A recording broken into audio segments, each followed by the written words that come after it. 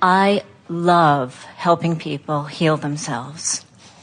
I'm nervous. I have such a fabulous life. I have had different expressions of helping people heal themselves as a nurse in a private practice recently. And now Source Energy gave me this inspiration and idea that went so fast that all these doors are opening around me, and I'm having so much fun with it. But I have this thing that I do that I don't know that I want to take with me because I feel like it doesn't vibrate of the same energy. When I'm with people who don't know me, or when I'm doing things that isn't about healing, I get really insecure. Sorry. Well, you are noticing the difference between being in your power and then not being in your power. In other words, insecurity is the opposite of being in full connection with who you are. The problem is I'm such a powerful creator. When I get insecure, everybody in the room knows it. I'm really good at what I do. And when I vibrate in insecurity, I create situations. I'll think about victimhood, and the next thing I know, this woman comes out of nowhere, and she's sitting on my boyfriend's lap, and I'm like, well, how did this happen? And I don't want to do that anymore. When you focused there, and it sort of sucked the life out of you for a moment, and you began to cry a little bit, the first thing you said is, sorry. And we don't want you to be sorry for a feeling of insecurity. We want you to be happy that you're aware of a feeling of insecurity and that you are in this moment quantifying your journey. And so you want to stop and say, hey, my guidance system is working so well, and this thought, this blasted practice thought that I've been practicing for so long, it comes over me naturally and it doesn't serve me. Now I can feel that it's not serving me. Is there a thought that I could find that feels better? And as you reach for the thought that feels better, so give us a real life situation, and we're going to walk together up the emotional scale. Okay. I had some face and mouth trauma, so sometimes my mouth doesn't work as well as it used to. And like tonight, I have to go to dinner with a bunch of people who are not really the kind of vibrational people I hang out with, but it's my fiance's friends. And I will... So you're saying to us, and this is what you meant earlier, when I hang around with people who I know are allowers, I don't have to be perfect. Yeah. But when I hang around people who are not allowers, then I need to be perfect, or what? They'll, whisper to each other. They won't like me. Right. And we say, and? Because what you're saying is, for whatever reason, they're disconnected enough, and they're using me as their reason to disconnect themselves further. And as a teacher, I don't want to be that catalyst. That's not what you're saying. You're saying, and I don't like the way that feels. And we say, you don't like the way that it feels to have somebody be disconnected, focus on you, and cause you to be disconnected. That's why you're calling it insecure. You're saying, I need them to like me, and if they like me, then it's easier for me to like me. But if they don't like me, I'm not sure I can like me in the face of them not liking me. And we say, you got to practice that a while. Because most of you have taken on yourself the way others feel about you. And the way others feel about you, that's really sort of a sad state of affairs, because first of all, they're fickle. And next, they're not focusing on you all that much. And next, even those who really mean to focus on you have their own selfish lives to focus on. And so it's your relationship with Source that you're wanting to establish. You don't want to establish a relationship with Source through someone else who's loving you, because that is a tentative connection. You want to establish your relationship with Source through the practice of your own mind. So much so that you are able to feel confident no matter what.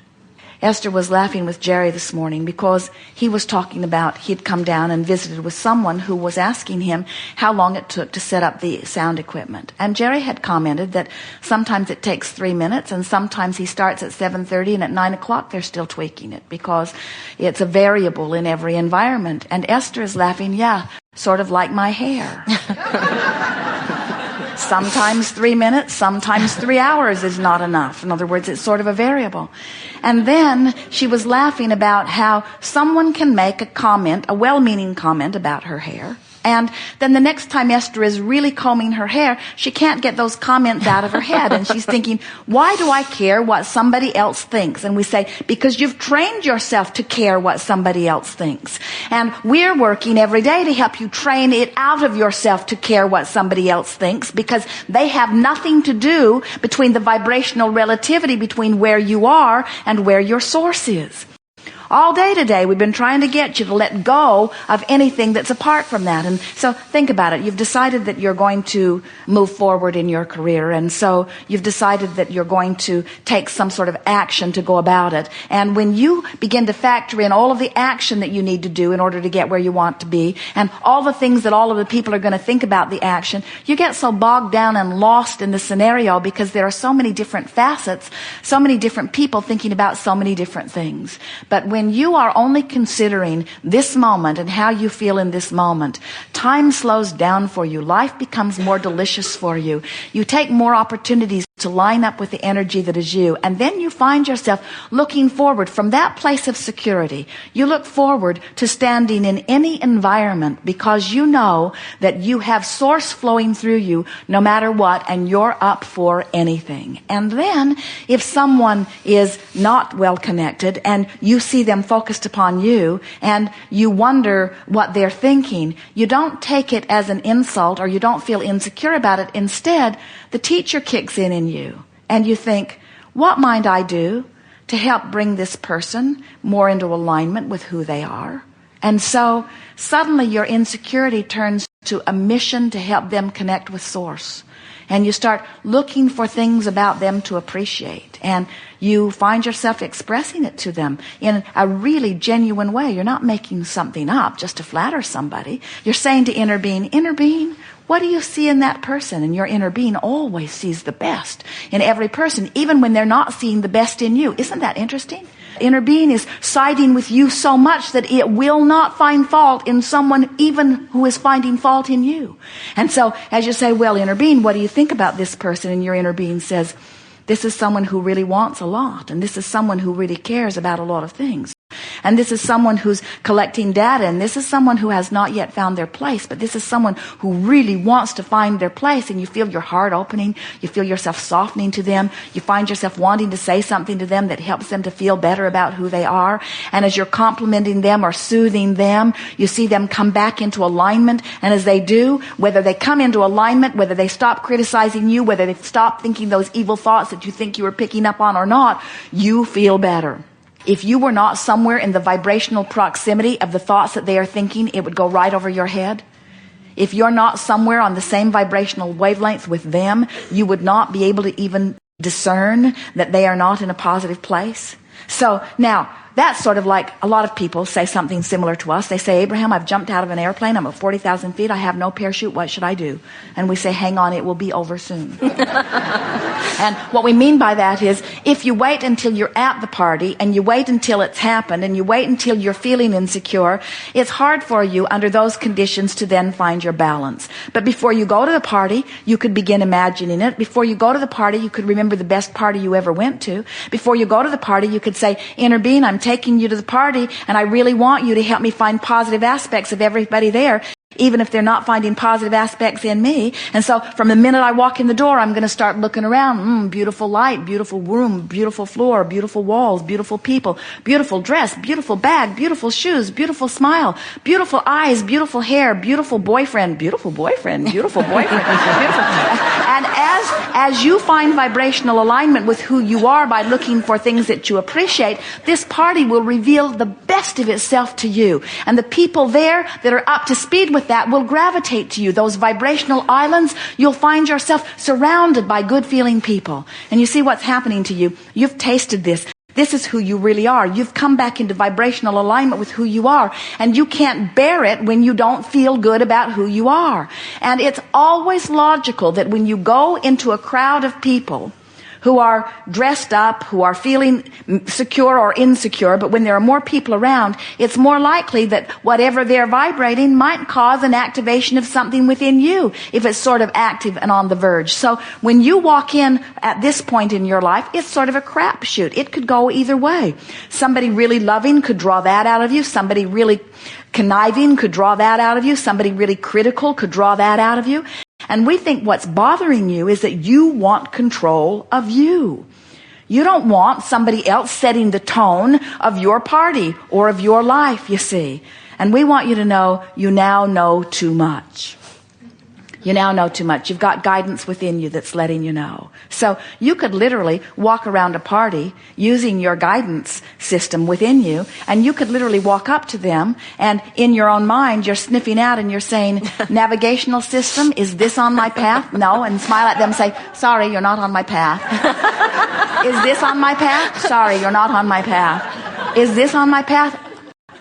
You're on my path. In other words, you don't have to say it out loud to them, but you can feel those that are on your vibrational path, and you can feel those that aren't. And we want to say to you, it's not your job to revive those who are not on your vibrational path.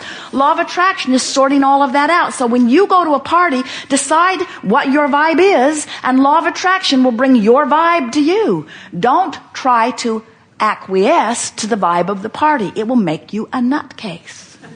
Thank you. And nearly every party you go to, now law of attraction has already sort of managed the party. So you might be going to the wrong parties. In other words, those parties might no longer be a vibrational match to you. Jerry and Esther will say to each other often, things that we used to think we wanted to do, now we really know we don't want to do those things. In other words, they can just feel that it's not up to speed with where they now are. And it doesn't mean that it's wrong that those other people are going there. It's right that they're going there.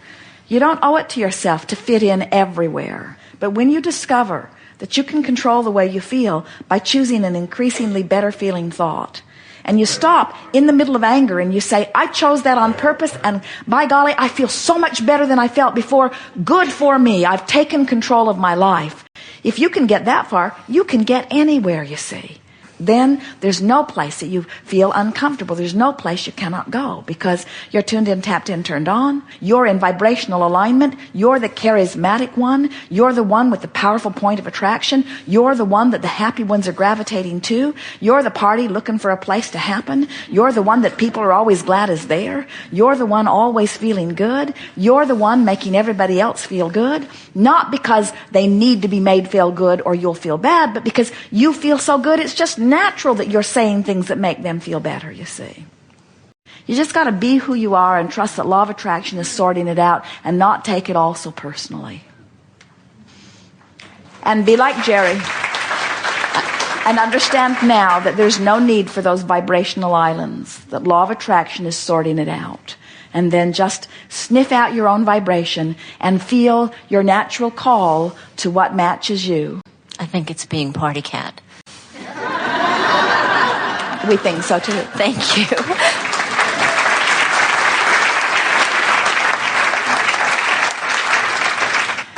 So are you getting this? Do you understand that you are the creator of your own experience? Yes. Do you understand that the world is not broken, just varied? Do you understand that it's a well-stocked kitchen with every ingredient imaginable? And you can pluck from the shelves and make a pie that pleases you?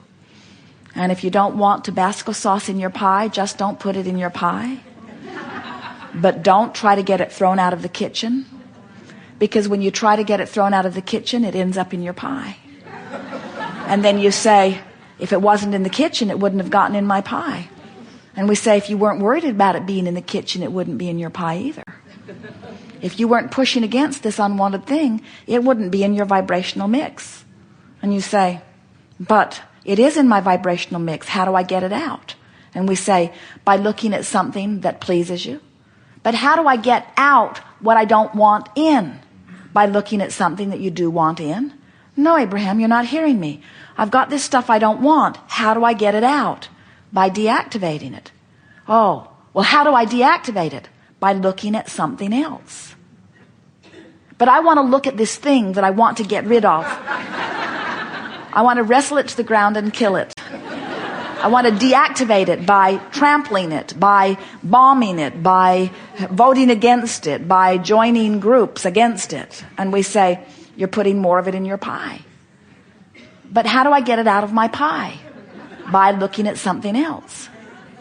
But how do I get it out of my pie? By looking at something else.